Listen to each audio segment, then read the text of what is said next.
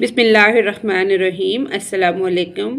Model text book of English based on national curriculum of Pakistan 2022 to 2023 for grade 9, national book foundation, federal text book board Islamabad. Today we discuss the exercise unit number 7। आज हम unit number 7 की exercise discuss करने जा रहे हैं। जो pome हमने read out की थी मूविंग बाय रॉबर्ट फ्रॉस्ट, उसको आज हम उसकी एक्सरसाइज करेंगे। Reading and critical thinking, answer the following questions, that सवालों के जवाब दें। पहला सवाल है, who is whispering to the ground, के ज़मीन से सरगोशी कौन करता है या करती है। इन द पोम, नज़म के अंदर, द स्पीकर्स साइड, स्पीकर इसकी राइटर की, स्पीकर की, बात करने वाले की जो दरांती है, is personified as whispering to the ground as it cuts through the grass, कि वो घास काटने के ज़रिए सरगोशी कर रही है। और सेकंड इसका आंसर ये भी हम लिख सकते हैं, in the poem the speaker's long side, इस नज़म के अंदर राइटर की जो लंबी दरांती है, is described as whispering to the ground, वो बयान किया गया है कि वो ज़मीन से सरगोशी करती है, जो दरांती है या लंबी दरांती है। अगर हम इसको मज़ीद लॉन्ग करना चाहते हैं तो ये भी लिख सकते हैं, in Robert Frost poem mowing the speaker says I am whispering to the ground, this refer to the speakers quiet introspective thoughts and musing as they would work in field, lost in their own world and sharing their innermost thoughts with the natural surrounding, कि वो अपने अंदर की feeling को फितरत के साथ किस तरह जोड़ता है, उसकी सरगोशी को कैसे बयान करता है। एक हम इसका ये भी लॉन्ग आंसर लिख सकते हैं। क्वेश्चन नंबर 2 है, what was whispered according to the poet, poet के मुताबिक सरगोशी क्या थी। The speaker is uncertain about what exactly the sight whispered, but speculates that it may have been something about the warmth of the sun or the quietness of the surroundings, के जो surrounding की इर्द गिर्द के माहौल की quietness थी, खामोशी थी, ये वो सरगोशी थी। या मे भी हो सकता है कि ये सरगोशी जो थी ये सूरज की धूप से मुतल्लिक थी। और सेकंड इसका आंसर हम ये भी लिख सकते हैं, the poet suggests that the scythe whispered something but the speaker is uncertain about the exact message, कि वो उसका जो एग्जैक्ट मैसेज था हो सकता है उसे उसके बारे में डाउट हो। It may have been related to the, हो सकता है कि वो इससे मुतल्लिक भी हो सकता है, warmth of the sun, of the quietness of the surrounding, इर्द गिर्द की खामोशी के मुतल्लिक या सूरज की गर्मी के मुतल्लिक। क्वेश्चन नंबर 3 है, अनलिस्ट, हमने लिस्ट देनी है। Poetic devices used in the pome, के पोइट ने, शायर ने जो डिवाइसेस इस्तेमाल की हैं इस नज़म के अंदर। Poetic devices used in the pome include imaginary personification, the sight, whispering, metaphor, comparing the moving to the rhythmic dance, symbolism, moving, representing the cycle of life, के घास काटना जो है वो रिप्रेजेंट करता है ज़िंदगी की साइकिल को, ज़िंदगी के सर्कल को। अलिटरेशन, रेपिटेशन एंड ओनोमोटोफिया, इन सब चीज़ों को पोइट ने यूज़ किया है। और द सेकंड आंसर, इसमें सेकंड आंसर हम ये भी लिख सकते हैं, poetic devices include personification, the scythe, whispering, metaphor, comparing the moving to the rhythmic dance, के घास का काटना जो है उसने उसके साथ कंपेयर किया है कि सरगोशी के साथ कहीं वो कर रहा है, कहीं सूरज की हीट का बता रहा है। इमेजिन इसमें करता है, imaginary depiction of the moving sense, alteration, representative, WH way, sound, repetition and symbolism moving representing the cycle of life, यानी कि ज़िंदगी के सर्कल को ही, ज़िंदगी के साइकिल को ही इस रिप्रेजेंट किया गया है, नुमाइंदगी की गई है ज़िंदगी की, कि ज़िंदगी कैसे बंदा गुजारता है, मौसमों का बदलना आना जाना, यही चीज़ घास काटने से इसको तशबीह दी गई है।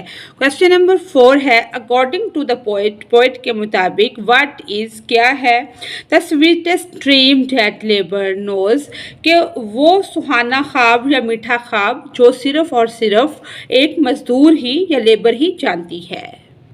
According to the poet, poet के मुताबिक the sweetest dream that labour knows, कि वो मीठा ख्वाब, सुहाना ख्वाब जो सिर्फ और सिर्फ लेबर ही जानती है, इज़ द ट्रूथ और फैक्ट, कि वो सच्चाई और हकीकत ऑफ देयर वर्क, अपने काम की, which brings a sense of fulfilment and satisfaction, कि अपने हाथ की कमाई से या अपनी हार्ड वर्किंग से जो आपको सेटिस्फेक्शन और फुलफिलमेंट मिलती है वो किसी और तरीके से नहीं मिल सकती। और the second answer, according to the poet the sweetest dream that labour knows is that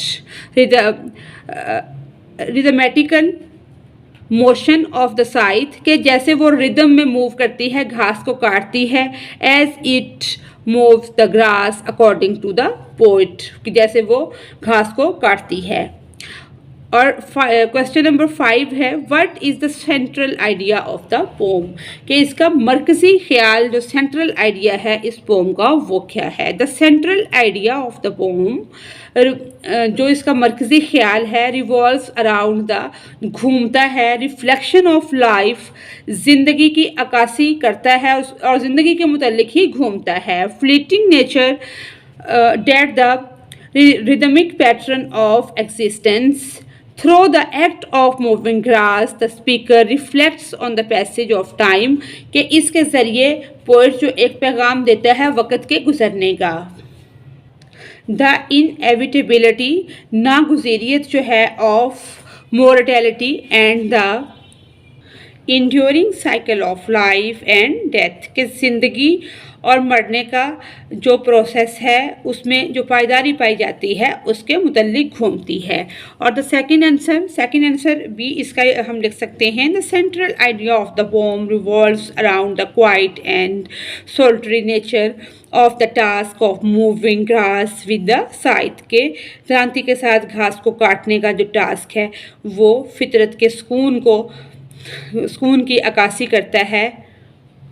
It focuses around the significance of labor and its connection, कि लेबर का और जो उसका चीज़ों के साथ कनेक्शन है उसकी अक्कासी करता है, उस पर फोकस करता है, कि जिस तरह लेबर काम करती है, घास काटती है या मुख्तलिफ चीज़ें जो ज़िंदगी में होती हैं उसकी अक्कासी करता है।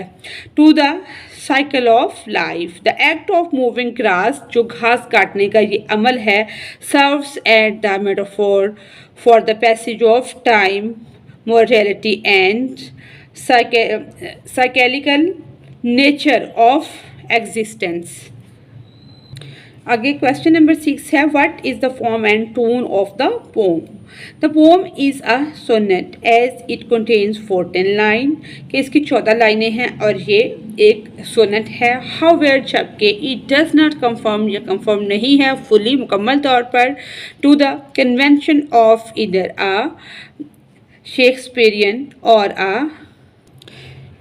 अ Petrarchan sonnet. Instead it combines features of both, क्योंकि ये दोनों के फीचर की अक्कासी करती है, सोनेट के भी और है भी और नहीं भी। Like a Petrarchan sonnet it is divided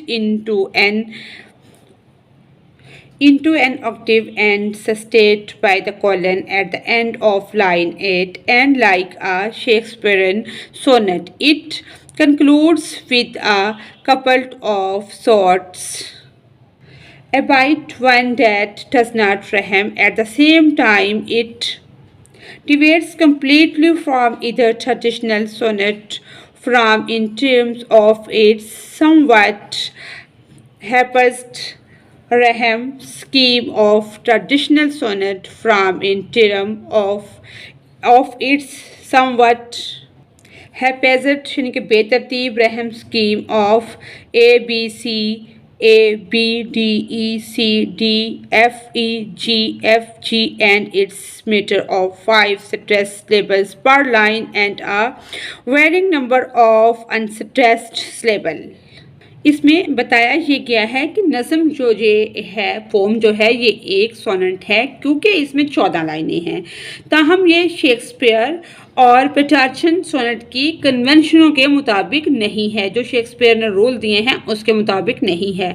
इसकी बजाय ये दोनों की खसूसियत को यकजा करती है कि बहुत साइड पे इसकी चीज़ें पाई जाती हैं। पेट्रार्चन सोनेट की तरह इसे लाइन 8 के आखिर में एक एल्टो सोनेट में तकसीम किया जाता है और शेक्सपियर की सोनेट की तरह इसका इख्तिताम एक किस्म के दोहे के साथ होता है।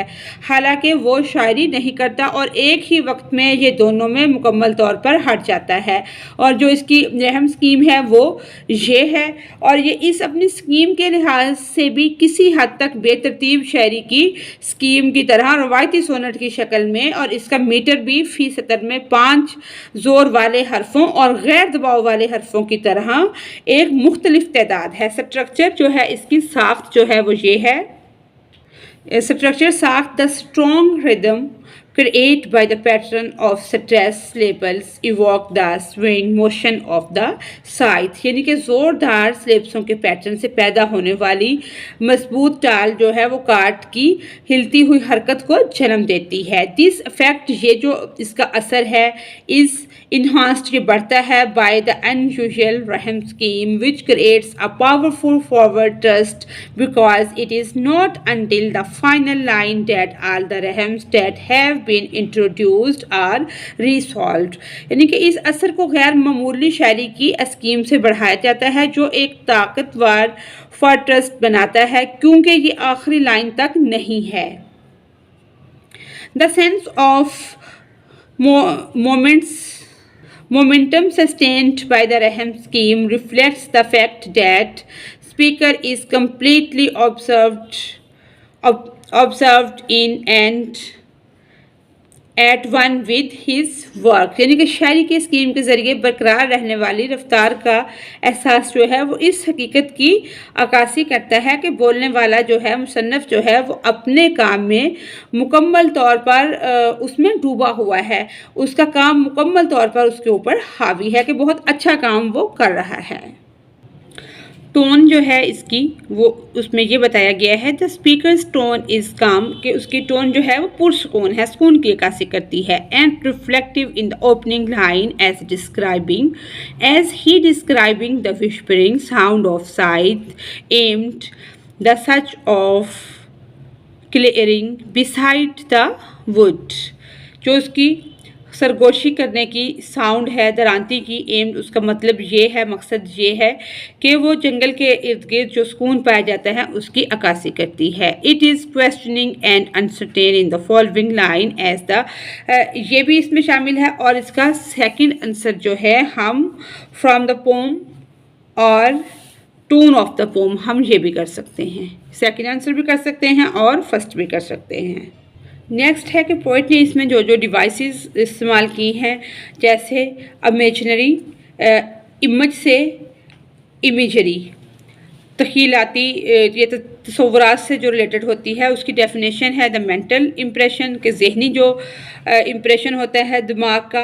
इसी तरह से साथ उसकी एग्जाम्पल्स दी गई हैं। इसी तरह से जैसे मेटाफोर है figure of speech that compare two और मोर थिंग्स, ऐसा फिगर ऑफ स्पीच जो कि दो चीज़ों से मिलकर बनता है और उसकी जो क्वालिटी है वो सिमिलर होती है। And does not use like और एज, और जैसे लाइफ इज़ बनाना ये उसकी एग्जाम्पल्स हैं। ये चीज़ें सारी एज इट इज़ ही यानी कि याद करेंगे। जैसे रहम क्या होता है, two words which end with, जिसका आखिर जो है जैसे क्राइम, रहम, स्माइल टाइम पे हो उसको कहते हैं हम रहम। ये उसकी डेफिनेशन बता दी है और ये उसकी एग्जाम्पल्स दी गई हैं। आगे है ओरल कम्युनिकेशन। ओरल कम्युनिकेशन ज़बानी बातचीत में पैनल डिस्कशन होती है, क्लासरूम की कुछ टेक्निक इसमें यूज़ की जाती हैं। ये करवाने की एक्टिविटी है जो कि टीचर क्लास में करवाएगी। नेक्स्ट है vocabulary and grammar. Pick out the rhyming word from the poem moving. ये हमने one and sun, myself and elf, rose and nose, ये सारे हमने वो पिक कर लिए हैं. आगे identify example of alliteration in the poem, ये वाली हमने सारी कर दी हैं. whispering, इस तरह से साउंड विस्परिंग है, वेडलिंग है, वेटिंग है, क्रिएटिंग, अलिट्रेशन, इस तरह से ये कर ली हैं. नेक्स्ट करने की चीज़ इसमें ये है जो एक्सरसाइज हमारी आ गई है. Put the verb into correct tense from. Correct tense इसमें हमने ये वाला सेंटेंस दिया गया है, we can go out now it. आगे ब्लैंक है, इसमें क्या आएगा, it is not raining any more. ये यहाँ पे नॉट रेन लिखा गया है, यहाँ आएगा इज़ नॉट रेनिंग. सेकंड है Ali waits, was waiting. I arrived, I am getting. Let's go, ये इसको हमने इसमें ये गेट लिखा हुआ है, आई एम गेटिंग आएगा. आगे है व्हाट, यहाँ पे आएगा डू यू डू. नेक्स्ट है my brother usually phone, not phone. Next है my brother usually phones, he didn't phone. I am looking for Arham, you have seen.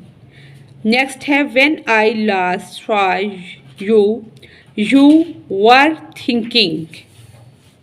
Next है when I last saw you were thinking.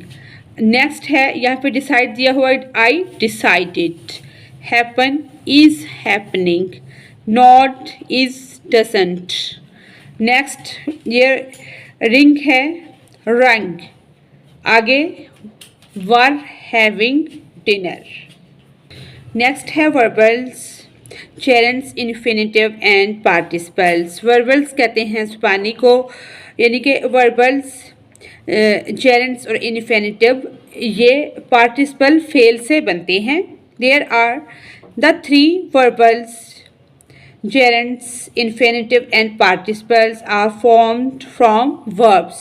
ये तीनों जो हैं वो फेल से बनते हैं, but are never used alone as action word. लेकिन ये अकेले कभी भी जुमले में एक्शन अल्फाज के तौर पर इस्तेमाल नहीं होते. In sentences instant verbals functions as noun, adjectives and adverbs. These verbals are important in phrases. इसकी बजाय फेल इसम सिफ्त या फेल के तौर पर काम करते हैं और ये अल्फाज जुमले में अहम हैं, फ्रेजेस में इम्पोर्टेंट होते हैं. ये इसकी कुछ एग्जाम्पल दी गई हैं. जेरेंट वर्बल नाउन जैसे आई एन जिंग, एग्जाम्पल्स जंपिंग, स्किंग. इसी तरह इन्फिनिटिव है जैसे टू है, एग्जाम्पल्स इसकी jump. Noun subject of the verb is. इसी तरह से ये इसको समझाने के लिए है. एक्सरसाइज में करना इसमें ये है, ये जो सेंटेंसेस दिए गए हैं, the children singing and laughing. Singing and laughing का हमने बताना है कि ये क्या चीज़ है, यानी कि जेरेंट है, इन्फिनिटिव है, जैसे सिंगिंग एंड लाफिंग ये क्या है, ये जेरेंट्स है. इसी तरह से डांस के इन्फिनिटिव है. इस तरह से ब्रेकिंग क्या है, जेरेंट है. और ब्रोकन क्या है, पास्ट पार्टिसिपल है. और लविंग, केयरिंग ये क्या है, ये प्रेजेंट पार्टिसिपल है. इसी तरह से लाफिंग क्या है, ये जेरेंट है. और इसमें टू अचीव इन्फिनिटिव है. और इसी तरह से वेटिंग क्या है, प्रेजेंट पार्टिसिपल है. टू सक्सेस इन्फिनिटिव है. इस तरह से हंटिंग, हंटिंग क्या है, प्रेजेंट पार्टिसिपल है. नेक्स्ट है राइटिंग. राइटिंग में ये है guidelines for paraphrasing a poem, कि किसी भी पोम की पैराफ्रेजिंग करने के लिए क्या गाइडलाइन होती हैं. Paraphrasing a poem is a new experience for any student. ये हर स्टूडेंट के लिए एक नया तजुर्बा होता है. The following are the few paraphrasing tips that may be useful. ये कुछ टिप दी गई हैं कि इसको लिखना कैसे है. Write in modern prose and change as summary और the original word as possible without altering meaning. इसी तरह से ये सिंपल पैराफ्रेजिंग दी गई है. इसको सामने रखते हुए हम किसी भी पोम की पैराफ्रेजिंग कर सकते हैं. ये डैफोडिल पोम है जो कि पहले 9-10 के सिलेबस में हुआ करती थी, इस बार तो नहीं है. इसकी सिंपल पैराफ्रेजिंग ये करके दिखाई गई है. इसी तरह से ये एक स्टैंजा दिया गया है और इसकी पैराफ्रेजिंग की गई है। हमने उसकी पैराफ्रेजिंग भी देखी डैफोडिल वाले की, और ये हमारी जो मूवी पोम है इसकी पैराफ्रेजिंग इसकी उसमें करवा दी थी। राइटिंग जब हमने रीडिंग और ट्रांसलेशन की है तब इसकी पैराफ्रेजिंग हो गई थी। नेक्स्ट इसमें करने का काम ये है, राइट एन ऐसे ऑन हार्ड वर्क, कि सख्त मेहनत पर, हार्ड वर्क पर हमने एक ऐसे राइट करना है। Hard work is key to success, कामयाबी की कुंजी जो है वो सख्त मेहनत है। Hard work is the key to success. सबसे पहले हम इसमें करेंगे introduction to the value of hard work, कि हार्ड वर्क की कदर क्या है उसको इंट्रोड्यूस करवाएंगे कि जैसे कोई भी काम है उसके लिए हार्ड वर्क ज़रूरी होता है। Success is a goal that everyone wants to achieve, कामयाबी एक ऐसा मकसद है जिसको हर कोई हासिल करना चाहता है। बट लेकिन how can we reach it, हम इस तक किस तरह से पहुंच सकते हैं। मैनी बिलीव डैट, कुछ लोग यकीन करते हैं, बिलीव रखते हैं that the secret lies in hard work, कि ये जो सीक्रेट है ये हार्ड वर्क है, कि हार्ड वर्क के ज़रिए हम किसी भी चीज़ को कर सकते हैं, अचीव कर सकते हैं, किसी भी गोल को, कोई भी काम कर सकते हैं। वाइल, जबकि फैक्टर्स लाइक लक, जबकि कुछ फैक्टर ऐसे भी होते हैं जैसे लक किस्मत होती है, एंड टैलेंट, और आपका जो टैलेंट होता है वो भी इसमें वेरी करता है, can also play a role. Hard work is often the most reliable path to achieving one's dream regardless of one's background और एबिलिटीज। बैकग्राउंड और एबिलिटीज को छोड़ते हुए हार्ड वर्क जो है उसके जरिए हम अपना टास्क अचीव कर सकते हैं। Hard work in academic success, hard work in academic is fundamental for student. Hard work जो है वो स्टूडेंट्स के लिए एक कलीदी किरदार अदा करता है। एट स्कूल, जैसे कि वो स्कूल में होते हैं, the effort you put into your studies directly, जो आप डायरेक्ट एफर्ट करते हैं अपनी स्टडी को, अपने होमवर्क को, अपनी क्लासेस को बेहतर करने के लिए, इन्फ्लुएंसेस योर ग्रेड, उससे क्या होता है आपके जो ग्रेड हैं वो बढ़ जाते हैं। अगर आपकी परफॉर्मेंस अच्छी होगी, आपको अच्छी डिग्री मिलेगी तो आपको जॉब भी अच्छी मिलेगी। For instance, spending time doing homework, participating in classes या class and studying for exam are all from the hard work, ये तमाम क्या ये हार्ड वर्क है। That lead to better understanding and higher score, ये क्या करता है, ये आपकी अंडरस्टैंडिंग को बेहतर करता है जिससे आपके स्कोर बेहतर होते हैं, आप हायर स्कोर अचीव कर सकते हैं। These efforts pay off by providing more opportunities for the future, यही कोशिशें आपको आपकी अपॉर्चुनिटीज़ को मज़ीद बढ़ा देती हैं। such as admission to the good college, इससे क्या होता है आपको किसी अच्छे कॉलेज में आपको एडमिशन मिल सकता है, और यूनिवर्सिटी या किसी भी यूनिवर्सिटी में। beyond just grade, hard work helps students develop important skills like time management and persistence. These skills are valuable not just in school, ये स्किल स्कूल में ही काम नहीं आती बट थ्रू आउट लाइफ, पूरी ज़िंदगी गुजारने में ये अहम किरदार अदा करती हैं, ना कि आपके स्कूल के दौर को बेहतर बनाती हैं बल्कि पूरी ज़िंदगी इसका किरदार बहुत अहम है। Hard work in the professional world, कि आप किसी भी प्रोफेशन में चले जाते हैं तो हार्ड वर्क की क्या अहमियत है। Hard work is equally important, बराबर तौर पर हार्ड वर्क जो है वो इम्पोर्टेंट है, उसकी अपनी अहमियत है। इज़ वंस कैरियर, किसी के भी कैरियर में, वो आपका कैरियर स्कूल टाइम का हो, कॉलेज टाइम का हो, यूनिवर्सिटी लाइफ हो, हर दौर में इसकी अपनी अहमियत है। इन एनी जॉब, या कोई भी जॉब हो, success does not come from doing the bare minimum. Successful individuals are often those who go beyond that is expected, taking on extra projects, seeking out additional training, and continually striving to improve their performance। वो हमेशा अपनी performance को बेहतर करते रहते हैं, extra project करते रहते हैं और नई नई चीज़ें तलाश करते रहते हैं। फॉर एग्जांपल, मिसाल के तौर पर, अ यंग इंजीनियर, एक नौजवान engineer, might spend extra hours learning advance software, कि वो सॉफ्टवेयर के सीखने में ज़्यादा टाइम देता है या ज़्यादा वक्त अपनी एडवांस सॉफ्टवेयर में गुजारता है, to contribute more effectively to her team, तो अपनी टीम को वो बेहतर अंदाज से लीड कर सकता है। Thereby increasing her chance to promotion, इससे क्या होगा, अपनी टीम को जब वो बेहतर करेगा तो उसकी प्रमोशन के चांस भी बढ़ जाएंगे। And arises, thus working hard can lead to recogniting job security and career advancement। ये उसकी कैरियर एडवांसमेंट में भी और जो उसकी मैनेजमेंट होती है टीम की उसके लिए भी बेहतर होगा। नेक्स्ट है personal growth through hard work. अपने आप को कैसे हम हार्ड वर्क के ज़रिए बेहतर कर सकते हैं। मोरओवर जबकि hard work is essential for personal growth and achieving personal goal. Hard work जो है वो आपकी अपनी ग्रोथ के लिए भी बहुत ज़रूरी है। Whether you want to excel in a sport, master in musical instrument और become proficient in a new language, के नई ज़ुबान में जब कोई माहिर होता है, कंसिस्टेंट एफर्ट इज़ की, तो क्या है उसकी मुसलसल मेहनत ही उसके पीछे होती है।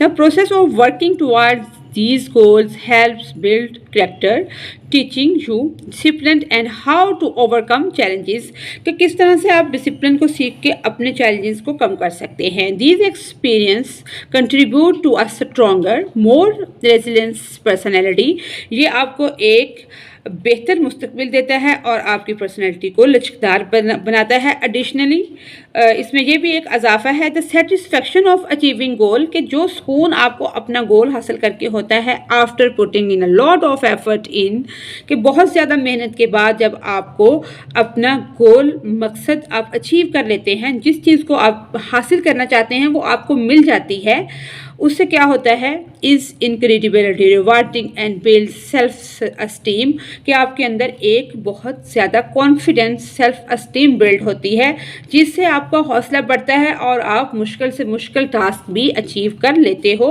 और नए नए टास्क और गोल आप बना लेते हो। Effective hard work quality over quantity, यानी कि क्वालिटी की निस्बत जो क्वांटिटी है हार्ड वर्क की वो ज़्यादा मौसर है।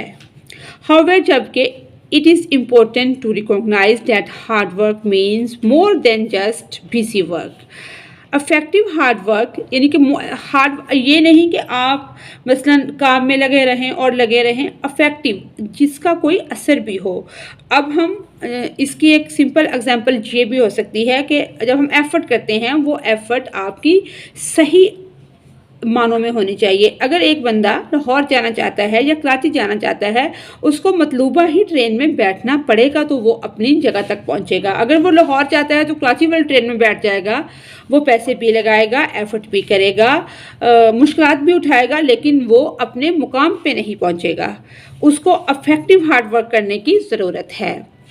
हाँ, effective hard work involve setting clear objective, कि आपके जो ऑब्जेक्टिव्स हैं, गोल हैं, वो क्लियर होने चाहिए। मेकिंग अ प्लान, आप एक प्लान बनाएं एंड फॉलोइंग और उसकी पैरवी करें। थ्रो विद डेडिकेशन के साथ। It is not about how many hours you put in but how much effort you put in to the horse, के ये नहीं कि आप उसको 20 घंटे दे रहे हैं, देखना ये है कि 2 घंटे में आप जो एफर्ट कर रहे हैं उसका क्या आउटपुट निकलता है। Quality therefore is just as important as quantity when it comes to working hard. इसी तरह कंक्लूजन, इसका जो नतीजा है, embracing hard work for future success. In conclusion, नतीजे के तौर पर hard work is undoubtedly a key to success, के इसमें कोई शक नहीं है, बगैर किसी शक के हार्ड वर्क जो है वो एक कलीदी किरदार अदा करता है, कुंजी है कामयाबी की। It empowers student to excel academically, enable professional to advance in their careers and follows individuals to grow personality, यानी कि हर मिकदार उसमें किरदार में आपको हार्ड वर्क की झलक नज़र आती है। वो आपकी स्कूल लाइफ हो, प्रोफेशनल लाइफ हो, एडवांस कैरियर हो, हर चीज़ में, घर बाहर की ज़िंदगी में ये आपको हार्ड वर्क नज़र आता है। although it requires dedication and effort, it rewards of hard work are worth it. By embracing the value of hard work, now young people can set the foundation for a successful and fulfilling life. Thus, we should all strive to work hard, not just to achieve our immediate goals, but to develop ourselves into capable and determined individuals ready to face the challenges of the world। कि दुनिया के challenges को सामने रखते हुए हम अपने goal set करके उस पर वर्क करके कामयाब हो सकते हैं। और इसका सेकंड आंसर ये है, hard work is a key to success. Hard work is an essential thing we all need in life. ये एक ज़रूरी चीज़ है जिसकी हम सबको ज़िंदगी में ज़रूरत पड़ती है। It is possible to achieve greatness without working hard. In other word, an ideal person can not give anything if they wish to sit and wait for something else. कि कोई भी आइडियल बंदा इंतज़ार में बैठ जाए कि मुझे वो चीज़ मिल जाएगी, तो ऐसा नहीं होता। कुछ ना कुछ करना पड़ता है, कुछ ना कुछ क्यों, बहुत कुछ करना पड़ता है। On the other hand, one how keeps working hard, constantly मुसलसल वर्क हार्ड करना, will definitely gain success in life. Definitely gain success in life. के मुसलसल हम हार्ड वर्क करते रहते हैं तो कामयाबी हमें ज़िंदगी में मिल जाती है। इम्पोर्टेंस ऑफ हार्ड वर्क इसमें हम लिखेंगे, ये लिख के फिर की टू सक्सेस, क्योंकि इसके बाद मैं ये आपको दिखा देती हूँ। एक मैंने आपको समझा दिया है, ये भी आप लिख सकते हैं। इसकी इतनी मुश्किल वर्डिंग नहीं है, बहुत अच्छे से आपको समझ आ जाएगा। मैंने आगे एस्लो बेस्ड क्वेश्चन वो भी करवाने हैं इसी के साथ ही आपको। ये हमारे एस्लो बेस्ड नोट्स हैं। ये कुछ यूनिट्स के हम साथ साथ बनाते जाएंगे, उससे आपको भी आइडिया हो जाएगा कि पेपर पैटर्न किस तरह से आएगा इस बार। एस्लो based exam oriented question. Read the following stanza carefully and answer the questions given at the end. ये स्टेंजा हमने पढ़ना है और ये हमारा ही पोम का ही स्टेंजा है जो हमने पढ़ा था। आगे उसके क्वेश्चंस बने हुए हैं। फर्स्ट क्वेश्चन उसमें ये किया गया है, identify and write any two poetic devices used in the stanza. ये पूरी पैराफ्रेजिंग और स्टेंजा के अंदर की ही चीज़ें हैं जो हमने पहले की हैं। उसका आंसर है, two poetic devices used in the stanza are personification and assonance. आगे उनकी दोनों की डेफिनेशन भी बताई गई है कि ये होती क्या हैं। Personification, the poet personifies the scythe giving it human like qualities such as the ability to whisper. कि दरांती को उसने उससे तशबीह दी है कि सरगोशी करने की, जैसे इंसान को आदत होती है कि वो सरगोशी करता है, किसी से बात करता है। Which adds depth and imagery to the description. इसी तरह से assonance, the repetition of vowel sounds. जो वाउल साउंड बार बार रिपीट हो रही हैं, particularly the O sound in wood, scythe and town creates a harmonious and rhythmic effect with the stanza। जिस तरह हम आहंग और रिदम वाली वो रेपिटेशन होती है वाउल साउंड की, वो है। अब सेकंड क्वेश्चन है, what was the only sound beside the would mentioned in the stanza. कौन सी वो सिर्फ आवाज़ है, वो क्या साउंड है। The only sound beside the wood was the speaker's long scythe whispering to the ground. उसकी जो लंबी दरांती ज़मीन से सरगोशी करती है वही आवाज़ है। और आगे ये वाला थर्ड क्वेश्चन है, why did the speaker suggest image have been whispered by the scythe. The speaker admits uncertainly about what the sight whispered but suggest it might have been something relate to the heat of the sun or the absence of the other sounds। कि दूसरी आवाज़ों की गैर मौजूदगी में जो heat है सन की, उसके बारे में वो सरगोशी करती है। और आगे क्या है, रीड द फॉलोइंग स्टेंजा। नहीं, अभी ये क्वेश्चन भी है, what did the speaker suggest might have been whispered by the scythe. The speaker admits ये वाला हमने कर लिया है, uncertainly about what the scythe whispered but suggest it might have been something relates to the heat of the sun और the absence of the other sound. आगे हमारा second stanza है और इससे रिलेटेड फिर ये क्वेश्चन है, identify and write any two poetic devices used in the stanza. The poetic devices used in the stanza are personification and imagery। Personification, the stanza personifies the sight, portraying it as capable of whispering, which adds depth of its character। ऐसे ही imagery through phrase like dream of the gift of the idol ours and the earnest love that laid thus fell in rose। Vivid imagery is crafted, enriching the reader's sensory experience. ये दोनों की definition है। आगे second question है, what is the reason given for why the sight whispered instead of speaking? के बोलने की बजाय वो सरगोशी क्यों करती है, क्या reason है? The sight whispered instead of speaking because क्योंकि anything more than the simple truth would have seemed too weak to the earnest love that laid the spell in rose. आगे जो थर्ड क्वेश्चन है, what does the phrase laid the spell in rose imply about the speaker's actions? इसमें बताया ये गया है कि जो साइथ ने तरांती ने सरगोशी की है कि बोलने की बजाय सरगोशी की है क्योंकि सादा सच्चाई से बढ़कर कुछ भी इस पुरखलूस मोहब्बत के लिए बहुत कमज़ोर मालूम होता है। नेक्स्ट क्वेश्चन है, what does the phrase late the smell in rose imply about the speaker's action? इसका मतलब है कि ये जो फ्रेज है कि कितारों में बिछा हुआ, इसका क्या मतलब है और ये स्पीकर के अमाल के बारे में क्या बताता है, क्या मायने रखता है। The phrase late the swale in rows, कितारों में जो बिछा हुआ ये वाला फ्रेज है, ये बताता है suggest that the speaker engaged in diligent and meticulous work, मोहतात, calm, likely in agriculture or farming, demonstrating earnest dedication and love for their labor. ये फ्रेज जो है कि कितारों में बिठाया से पता चलता है या बिछा हुआ, इससे पता चलता है कि मुकर्रर जो है मेहनती और मोहतात काम में मसरूफ़ है, मुमकिन तौर पर ज़राअत या खेती बाड़ी में अपनी मेहनत के लिए मुखलसाना लगन और मोहब्बत का मुजाहरा करता है।